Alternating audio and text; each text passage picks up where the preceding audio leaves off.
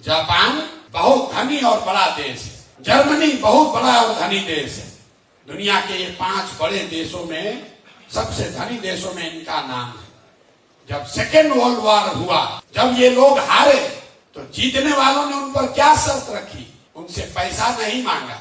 Japan और Germany ने अपनी सेना नहीं रखी, उनसे ये सिग्नेचर कराया कि तुम्हारी सुरक्षा का जिम्मेवारी अमेरिका हम उठाएंगे, तुम अपना सेना होना मत बनाओ।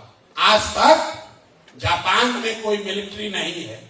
आप जापान के गाड़ी और इकोनॉमी की चर्चा सुनते हैं, जर्मनी के आर्थिक ताकत की बात सुनते हैं, जर्मनी की सेना के बारे में नहीं सुनते हैं, क्योंकि उनको मानसिक तौर पर गुलाम बना दिया गया कि फैक्ट्री लगाओ, पैसा कमाओ, लेकिन अमेरिका को कभी चुनौती न दो, इसके लिए सेना रखना मना कर दिया गया। तो आर्थिक विकास आपका नहीं हुआ, वो तो एक पहलू है।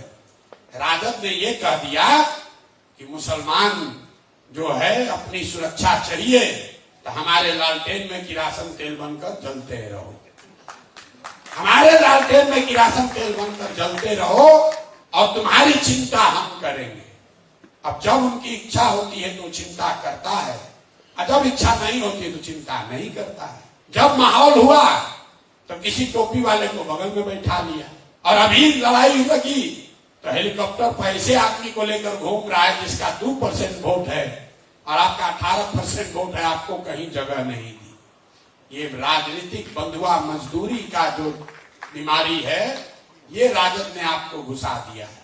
और इसका असर देखिए, अगर आपके समाज से कोई काबिल आदमी राजनीति के बारे में सोचता भी है तो घर परिवार सब कहता है भाई राजनीति से तुम अलगे रहो, जाओ कमाओ, कुछ काम करो, राजनीति में हम लोग का कुछ होने वाला नहीं।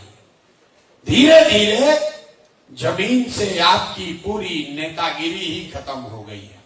जब आपका मुखिया नहीं बनेगा, जब आपका वार्ड सदस्य नहीं बनेगा, तो विधायक कहां मंगल ग्रह से गिरेगा? आपका नीचे से पूरा नेतृत्व ही खत्म हो गया है।